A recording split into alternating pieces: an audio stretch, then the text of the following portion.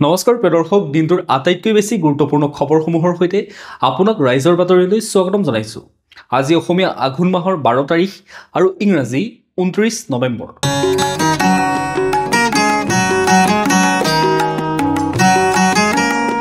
এতিয়া আমি প্ৰথমটো খবৰলৈ।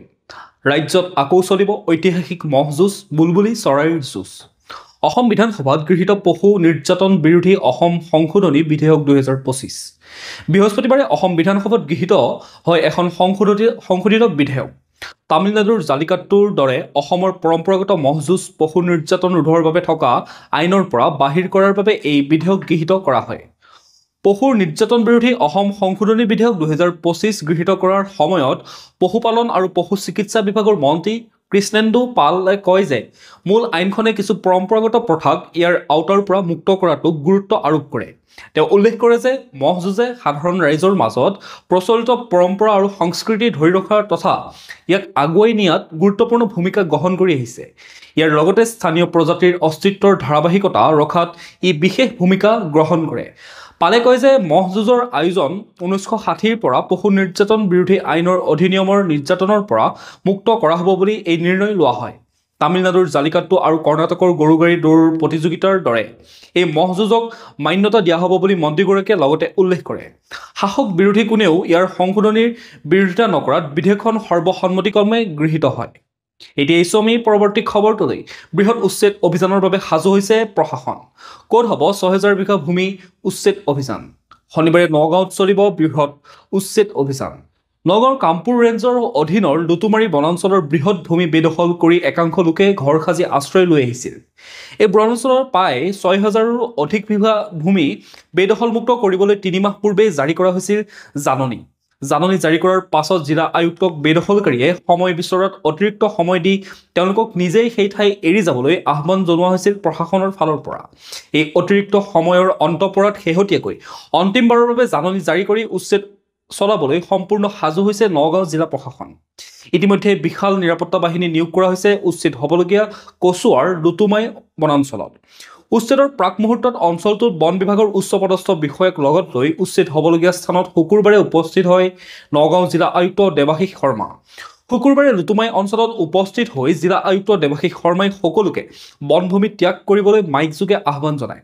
লগতে আয়ুক্তগৰাকীয়ে কয় যে 1919 চনতে এই বিশাল ভূমি সংৰক্ষিত বনাঞ্চল হিচাপে স্বীকৃতি লাভ কৰিছিল, কিন্তু পৰৱৰ্তী সময়ত একাংশ লোকে এই স্থানত বসতি স্থাপন কৰিছিল। চৰকাৰী মাটি বেদখল কোনেও কৰিব নোৱাৰিব।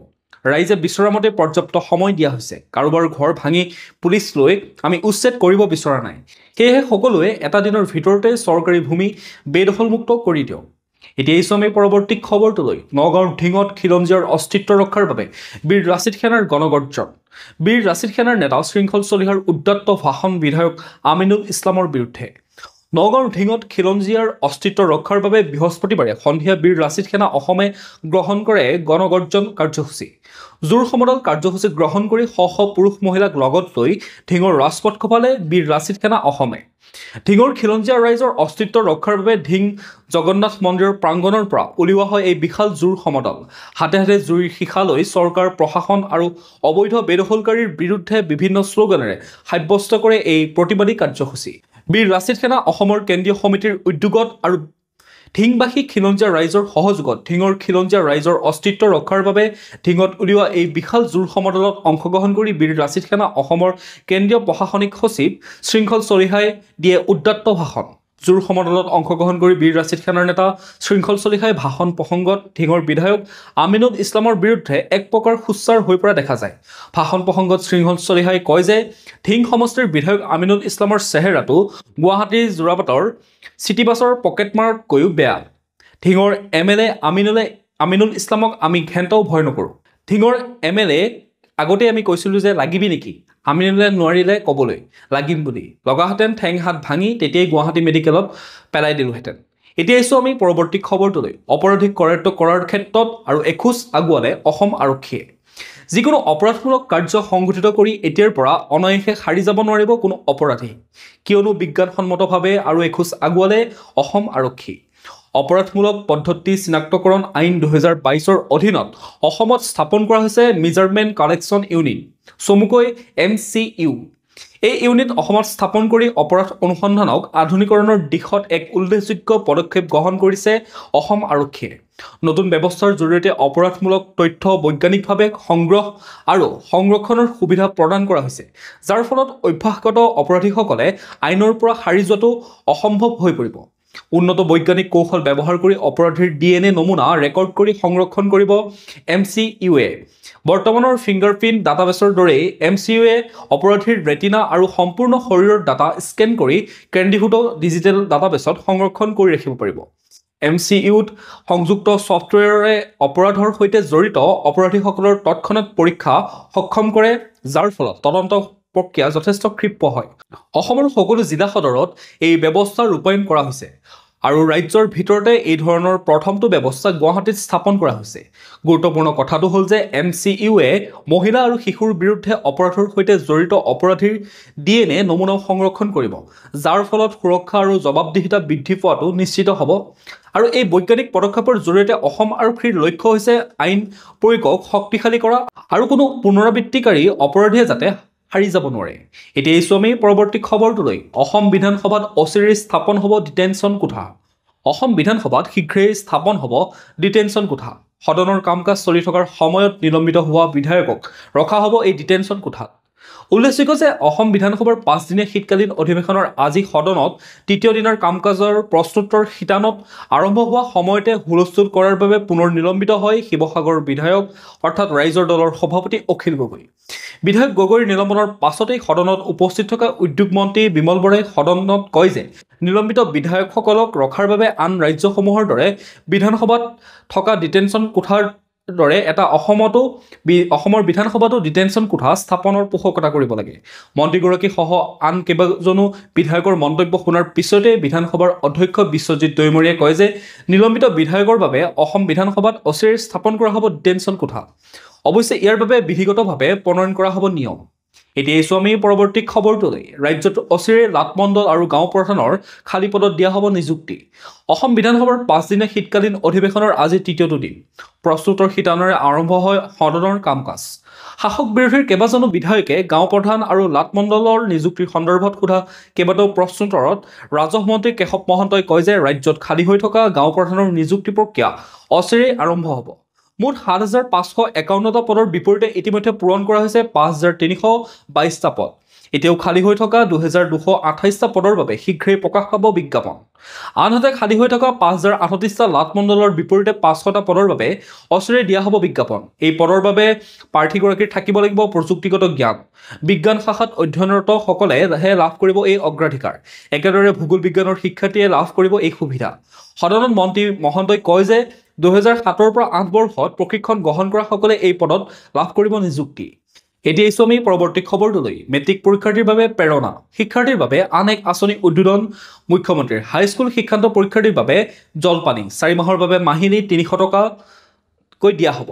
মুখ্যমন্ত্ৰীয়ে শুভাৰম্ভ কৰে প্ৰেৰণা আঁচনিৰ। অসম ৰাজ্যিক বিদ্যালয় শিক্ষা পৰিষদৰ অন্তৰ্গত হাইস্কুল শিক্ষান্ত পৰীক্ষা আৰু আদৰ্শ বিদ্যালয়ৰ CBSEৰ 10ম শ্ৰেণীৰ পৰীক্ষাত অৱতীৰ্ণ হ'বলগীয়া শিক্ষাৰ্থীৰ বাবে প্ৰেৰণা নামৰ আঁচনিৰ শুভাৰম্ভ কৰে মুখ্যমন্ত্ৰীয়ে। শুকুৰবাৰে গুৱাহাটীৰ শ্ৰীমন্ত শংকৰদেৱ কলাক্ষেত্ৰৰ প্ৰেক্ষাগৃহত আয়োজিত এক অনুষ্ঠানত ৰাজ্যৰ মুখ্যমন্ত্ৰী ডক্টৰ হিমন্ত বিশ্ব শৰ্মাই এই আঁচনিখনৰ শুভাৰম্ভ কৰে।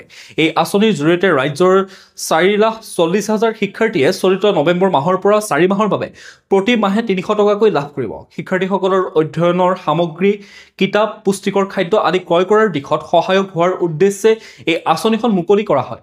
অনুষ্ঠানৰ ভাষণ প্ৰসংগত ৰাজ্যৰ মুখ্যমন্ত্ৰীগৰাকীয়ে শিক্ষাৰ্থীসকলক উদ্দেশ্যি কেতবোৰ গুৰুত্বপূৰ্ণ মন্তব্য আগবঢ়ায়। অনুষ্ঠানত মুখ্যমন্ত্ৰীয়ে কেইবাগৰাকী শিক্ষাৰ্থীক ৩০০ টকাৰ জলপানীৰ চেক আনুষ্ঠানিকভাৱে বিতৰণো কৰে। এতিয়া এইছো আমি পৰৱৰ্তী খবৰটোলৈ। মই পুনৰ মুখ্যমন্ত্ৰী হ'লে অসমত প্ৰয়োগ হ'ব UCC। মুখ্যমন্ত্ৰীৰ ঘোষণা। ৰাজ্যত পুনৰ মুখ্যমন্ত্ৰী ডক্টৰ হিমন্ত বিশ্ব শৰ্মাৰ নেতৃত্বত ২০২৬ চনত বিজেপি চৰকাৰ গঠন হ'লে অসমত প্ৰয়োগ হ'ব ইউনিফৰ্ম চিভিল কোড, চমুকৈ UCC, অভিন্ন দেৱানী বিধি, যাক অসমীয়াত অভিন্ন দেৱানী বিধি বুলি কোৱা হয়। এই কথা অসম বিধানসভাত ঘোষণা কৰিলে মুখ্যমন্ত্ৰী ডক্টৰ হিমন্ত বিশ্ব শৰ্মাই। বহুবিবাহ প্ৰতিৰোধী আইন বিধানসভাত গৃহীত হোৱাৰ পাছতে মুখ্যমন্ত্ৰী ডক্টৰ শৰ্মাই এই কথা ঘোষণা কৰি কয় যে মই পুনৰ মুখ্যমন্ত্ৰী হৈ উভতি আহিলে সদনত UCC আনিম।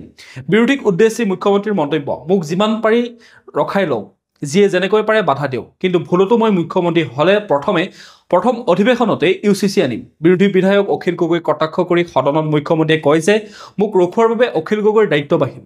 আপোনালোকে আৰু কষ্ট কৰক আৰু চেষ্টা কৰক যাতে আপোনালোকে আমাক ৰখাব পাৰে, আৰু যদি আমাক ৰখাব নোৱাৰে মই প্ৰতিশ্ৰুতি দিলোঁ যে অসমত UCC আনিম। সদনত এইদৰে মন্তব্য কৰা দেখা গ'ল মুখ্যমন্ত্ৰীজনক। এতিয়া আহিছোঁ আমি পৰৱৰ্তী খবৰটোলৈ। মহিলা প্ৰিমিয়াৰ লীগত আনচল্ড অসম কন্যা উমা চেত্ৰী। অসমবাসীৰ বাবে দুখবৰ। মহিলা প্ৰিমিয়াৰ লীগৰ মেগা নিলামত আনচল্ড অসম কন্যা উমা চেত্ৰী। সদ্য সমাপ্ত ICC মহিলা এদিনীয়া বিশ্বকাপৰ চেম্পিয়ন ভাৰতীয় দলটোৰ সদস্য উমা চেত্ৰীক নতুন দিল্লীত অনুষ্ঠিত 2024 মহিলা প্ৰিমিয়াৰ লীগৰ খেলুৱৈ মেগা নিলামত কোনো এটা দলে ক্ৰয় কৰাৰ পৰা বিৰত থাকে। বেছ প্ৰাইজ 50 লাখ টকা ধাৰ্য কৰা উমা চেত্ৰীৰ নাম নিলামত উত্থাপন কৰা হয় যদিও কোনো এটা ফ্ৰেঞ্চাইজিয়ে অসম কন্যাগৰাকীক ক্ৰয় কৰাৰ আগ্ৰহ প্ৰকাশ নকৰিলে। উল্লেখযোগ্য যে 2024 চনত UP ৱাৰিয়ৰ্ছৰ হৈ খেলা উমা চেত্ৰীয়ে এতিয়ালৈকে মহিলা প্ৰিমিয়াৰ লীগত 9খন মেচত মুঠ 80 ৰানহে কৰিছে। এতিয়া আহিছোঁ আমি পৰৱৰ্তী খবৰটোলৈ। ৰাজ্যৰ চাহ শ্ৰমিকে লাভ কৰিব মাটিৰ পট্টা। বিধানসভাত গৃহীত সংশোধনী বিধেয়ক। মাটিৰ পট্টা পোৱাৰ পাছত 20 বছৰ পৰ্যন্ত কৰিব নোৱাৰিব বিক্ৰী। বেংকত বন্ধকত ল'ব পাৰিব ঋণ। ভাৰত মাতা কি জয়, হিমন্ত বিশ্ব শৰ্মা জিন্দাবাদ ধ্বনিৰে শুকুৰবাৰে মুখৰ কৰি তোলা হ'ল বিধানসভা। দীঘলীয়া বিতৰ্ক আৰু উত্তপ্ত পৰিস্থিতিৰ মাজতে চাহ শ্ৰমিকক মাটিপট্টা দিয়াৰ বাবে বিধানসভাত উত্থাপন কৰা সংশোধনী আইন গৃহীত হোৱাৰ লগে লগে শাসকীয় দলৰ বিধায়কসকলে শ্লোগান দি চৰকাৰখনৰ গুণানুকীৰ্তন কৰা দেখা যায়। বিধানসভাৰ শীতকালীন অধিৱেশনৰ শুকুৰবাৰে চতুৰ্থ দিনা সদনত মন্ত্ৰী কেশৱ মহন্তই the Assam fixation of ceiling of land holdings সংশোধনী আইন 2025 উত্থাপন কৰাৰ পিছতে সংশোধনী আইনখনক লৈ যথেষ্ট বিতৰ্ক হোৱাৰ পাছত হুলস্থুলীয়া পৰিৱেশৰ মাজতে অধ্যক্ষই আইনখন গৃহীত কৰে। লক্ষণীয় বিষয় যে বিধানসভা নিৰ্বাচনৰ পূৰ্বে চাহ শ্ৰমিকৰ বাবে চৰকাৰ এক ডাঙৰ উপহাৰ আগবঢ়াইছে। ইফালে চাহ বাগিচাৰ লোকসকলক মাটিৰ পট্টা প্ৰদানৰ বাবে সদনত উত্থাপন কৰা আইনখনক লৈ সদনত ভাষণ ৰাখে মুখ্যমন্ত্ৰী ডক্টৰ হিমন্ত বিশ্ব শৰ্মাই। মুখ্যমন্ত্ৰীয়ে কয় যে আজিৰ সদনে এক নতুন ইতিহাস ৰচনা কৰিবলৈ গৈছে। চাহ শ্ৰমিকৰ 3 লাখ পৰিয়ালে মাটিৰ অধিকাৰ পাব। পুনৰ আমাৰ চৰকাৰ হ'লে 3 লাখ পৰিয়ালক ঘৰ বনাবলৈ সহায় কৰিম। 2 মাহৰ ভিতৰত চাহ শ্ৰমিকৰ ঘৰ নিৰ্মাণ কৰাৰ আঁচনিখন আৰম্ভ কৰিম। প্ৰতিখন জিলাৰ চাহ বাগিচাৰ মাটিৰ ছাৰ্ভে কৰিবলৈ জিলা আয়ুক্তক ইতিমধ্যে নিৰ্দেশ প্ৰদান কৰা হৈছে। প্ৰিয় দৰ্শক, আপোনালোকে বাতৰিসমূহ চাই থাকিব, লগতে আমাৰ চেনেলটো যদি ছাবস্ক্ৰাইব কৰি ল'বলৈ পাহৰি গৈছে অনুগ্ৰহ কৰি চেনেলটো ছাবস্ক্ৰাইব কৰি ল'ব আৰু নটিফিকেশ্যন বেল আইকনটো প্ৰেছ কৰি ৰাখিব, যাতে প্ৰতিদিনে আপোনালোকে আমাৰ নিউজৰ ভিডিঅ'ৰ আপডেটসমূহ পাই থাকে। লগতে ভিডিঅ'টো যদি চাই ভাল পায় শেষত এটা লাইক কৰি থৈ যাব আৰু কমেণ্টত আপোনাৰ মতামত দিবলৈও নাপাহৰিব। এতিয়া জানি লওঁ আহক আজিৰ দিনটোৰ বতৰৰ বতৰা। ভাৰতীয় বতৰ বিজ্ঞান কেন্দ্ৰৰ তথ্য মতে 29 নৱেম্বৰ 2025 শনিবাৰৰ দিনটো অসমৰ বতৰ ফৰকাল হ'ব। দিনটোৰ সৰ্বোচ্চ তাপমাত্ৰা 28 ডিগ্ৰী চেলছিয়াছ হ'ব আৰু ৰাতিৰ সৰ্বনিম্ন তাপমাত্ৰা 17 ডিগ্ৰী চেলছিয়াছ হ'ব। সূৰ্যোদয় হ'ব পুৱা 5:51 আৰু সূৰ্যাস্ত হ'ব আবেলি 4:31। এতিয়া আহিছোঁ আমি ৰাষ্ট্ৰীয় গুৰুত্বপূৰ্ণ খবৰসমূহৰ মাজলৈ। 3300 জোৱানেৰে সংসদৰ নিৰাপত্তা বৃদ্ধি CISFৰ। সোমবাৰৰ পৰা আৰম্ভ হ'ব সংসদৰ শীতকালীন অধিৱেশন। এই অধিৱেশনৰ সময়তে কেন্দ্ৰীয় ঔদ্যোগিক নিৰাপত্তা বাহিনী CISFে শুকুৰবাৰে বিশদ পৰ্যালোচনাৰ অন্তত 3300 গৰাকী জোৱান নিয়োগ কৰি সংসদ ভৱন চৌহদত নিৰাপত্তা ব্যৱস্থা কটকটীয়া কৰি তুলিছে। CISFৰ এগৰাকী মুখপাত্ৰই কয় যে CISFে কটকটীয়া নিৰাপত্তা ব্যৱস্থাত প্ৰৱেশ নিয়ন্ত্ৰণ, পৰিধি আৰু আভ্যন্তৰীণ নিৰাপত্তা, সন্ত্ৰাস বিৰোধী প্ৰস্তুতি আৰু জৰুৰীকালীন সঁহাৰি আদিক সামৰি লোৱা হৈছে। মুখপাত্ৰগৰাকীৰ মতে 3300ৰো অধিক কৰ্মীক উন্নত স্ক্ৰিনিং ব্যৱস্থা আৰু ড্ৰোন চাইবাৰ CBRN আৰু NSG আৰ্মি মডিউলত বিশেষ প্ৰশিক্ষণৰ সৈতে নিয়োগ কৰা হৈছে, যাৰ ফলত এক শক্তিশালী কেইবাটাৰ পৰা সুৰক্ষা ব্যৱস্থা গঠন কৰা হৈছে। আনহাতে CISFৰ কৰ্মীসকলৰ প্ৰস্তুতি বৃদ্ধিৰ বাবে সংশোধিত পোষ্টিং নৰ্ম, কঠোৰ প্ৰট'কল আৰু নিয়মীয়াকৈ বহু সংস্থাৰ অনুশীলন ৰূপায়ণ কৰা হৈছে বুলি মুখপাত্ৰগৰাকীয়ে জানিবলৈ দিয়ে। মুখপাত্ৰগৰাকীয়ে লগতে কয় যে CISFে সকলো সময়তে এক নিৰাপদ আৰু স্থিতিস্থাপক পৰিৱেশ প্ৰদান কৰি ভাৰতীয় গণতন্ত্ৰৰ হৃদয়ক সুৰক্ষিত কৰাৰ প্ৰতিশ্ৰুতিত অটল আছে। 2023 চনত সংসদৰ ভিতৰত নিৰাপত্তা ভংগ হোৱাৰ পিছত CISFে সংসদৰ নিৰাপত্তাৰ বাবে যোৱা বছৰৰ মে মাহত বিশেষভাৱে প্ৰশিক্ষিত নিৰাপত্তাৰক্ষীসকলক নিযুক্তি দিবলৈ আৰম্ভ কৰিছিল। এতিয়া এই সময় পৰৱৰ্তী খবৰটোলৈ। অহা মাহত ভাৰতলৈ আহিব ৰাছিয়াৰ ৰাষ্ট্ৰপতি পুটিন। 23 সংখ্যক ভাৰত ৰাছিয়া বাৰ্ষিক সন্মিলনত অংশ ল'ব ৰাছিয়াৰ ৰাষ্ট্ৰপতি ভ্লাদিমিৰ পুটিনে, যাৰ বাবে তেওঁ 4-5 ডিচেম্বৰত ভাৰত ভ্ৰমণ কৰিব। শুকুৰবাৰে এই কথা নিশ্চিত কৰিলে বৈদেশিক পৰিক্ৰমা মন্ত্ৰালয়ে আনুষ্ঠানিকভাৱে বিবৃতিত উল্লেখ কৰিছে যে প্ৰধানমন্ত্ৰী নৰেন্দ্ৰ মোদীৰ আমন্ত্ৰণত ৰাছিয়াৰ ৰাষ্ট্ৰপতি ভ্লাদিমিৰ পুটিনে 2025 চনৰ 4 পৰা 5 ডিচেম্বৰলৈ 23 সংখ্যক ভাৰত-ৰাছিয়া বাৰ্ষিক সন্মিলনৰ বাবে ভাৰতত ভ্ৰমণ কৰিব। বৈদেশিক পৰিক্ৰমা মন্ত্ৰালয়ে কয় যে পুটিনৰ আগন্তুক এই ভ্ৰমণে ভাৰত আৰু ৰাছিয়াৰ নেতৃত্বক দ্বিপাক্ষিক সম্পৰ্কৰ অগ্ৰগতি পৰ্যালোচনা কৰাৰ সুযোগ প্ৰদান কৰিব, লগতে বিশেষ আৰু বিশেষাধিকাৰপ্ৰাপ্ত কৌশলগত অংশীদাৰিত্ব শক্তিশালী কৰাৰ দৃষ্টিভংগী নিৰ্ধাৰণ কৰিব আৰু পাৰস্পৰিক স্বাৰ্থৰ আঞ্চলিক আৰু বিশ্বব্যাপী বিষয়সমূহৰ ওপৰত মতামত বিনিময় কৰাৰ সুযোগ সুবিধা প্ৰদান কৰিব। এতিয়াই আমি পৰৱৰ্তী খবৰটোলৈ। নেপালে 100 টকীয়া নোটত ছপালে ভাৰতৰ 3 অঞ্চল সামৰি মানচিত্ৰ। নেপালৰ কেন্দ্ৰীয় বেংকে বৃহস্পতিবাৰে এখন নতুন 100 টকীয়া নোট জাৰি কৰিলে। এই নোট জাৰি কৰাৰ পাছত ভাৰত আৰু নেপালৰ মাজত নতুন সীমা বিবাদ আৰম্ভ হৈছে। দৰাচলতে এই নোটত নেপালৰ পৰিৱৰ্তিত মানচিত্ৰ ছপা কৰা হৈছে। নেপালৰ এই নতুন মানচিত্ৰত ভাৰত আৰু নেপালৰ মাজত বিবাদিত কালাপানী লিপুলেখ আৰু লিম্পিয়াধৰা অঞ্চলক নেপালৰ সীমাৰ অধীনত বুলি দাঙি ধৰা হৈছে। নেপালৰ নোটত ছপা কৰা এই নতুন মানচিত্ৰ অবৈধ বুলি ভাৰতে দাবী কৰিছে। উল্লেখযোগ্য যে নেপালৰ প্ৰাক্তন প্ৰধানমন্ত্ৰী KP শৰ্মা অলিয়ে 2020 চনৰ মে'ত কালাপানী লিপুলেখ আৰু লিম্পিয়াধৰা অঞ্চলক নেপালত অন্তৰ্ভুক্ত কৰি নতুন মানচিত্ৰ প্ৰস্তুত কৰিছিল। কিন্তু এই 3 অঞ্চল ভাৰতৰ অধীনস্থ। নেপালত প্ৰচলিত 10 টকা, 50 টকা, 500 টকা আৰু 1000 টকাৰ নোটৰ বাহিৰে 100 টকাৰ নোটতহে এই নতুন নেপালৰ মানচিত্ৰ ছপা কৰা হৈছে বুলি জানিব পৰা গৈছে। এতিয়া আমি খেল জগতৰ খবৰসমূহৰ মাজলৈ। প্ৰশিক্ষক পদৰ পৰা অপসাৰণ কৰা নহয় গম্ভীৰক। মন্তব্য BCCIৰ। গুৱাহাটীত সদ্য সমাপ্ত দ্বিতীয় তথা অন্তিমখন টেষ্টত লজ্জাৰ পৰাজয়ৰ পিছত টীম ইণ্ডিয়াৰ মুখ্য প্ৰশিক্ষক গৌতম গম্ভীৰে কৈছিল যে ভাৰতীয় ক্ৰিকেট নিয়ন্ত্ৰণ বোৰ্ডে তেওঁৰ ভাগ্য নিৰ্ণয় কৰিব। প্ৰশিক্ষক গৌতম গম্ভীৰৰ এই মন্তব্যৰ পিছতে মুখ খুলিলে BCCIয়ে। সংবাদ মাধ্যমক দিয়া এক সাক্ষাৎকাৰত বোৰ্ডৰ এজন আগশাৰীৰ বিষয়ববীয়াই কয় যে এই সময়ত আমি গৌতম গম্ভীৰক আঁতৰোৱাৰ কথা ভবা নাই।